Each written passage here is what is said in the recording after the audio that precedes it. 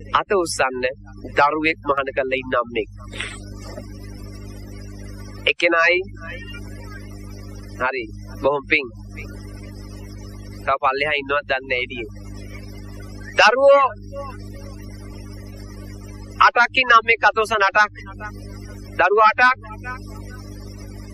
නෑ. ඊයේ දරුවෝ 14යි අර අම්මට. දරුවෝ 7ක් නෑ. දරුවෝ 6ක් ඉන්නවද අම්මේ? නෑ. දරුවෝ 5ක් එක අම්මෙක් කියනවා බොහොම පිං. දරුවෝ 4ක් බොහොම පිං. දරුවෝ 3ක් බොහොම පිං. දරුවෝ 2ක් බොහොම පිං. දරුවෝ 1ක් භාගේ.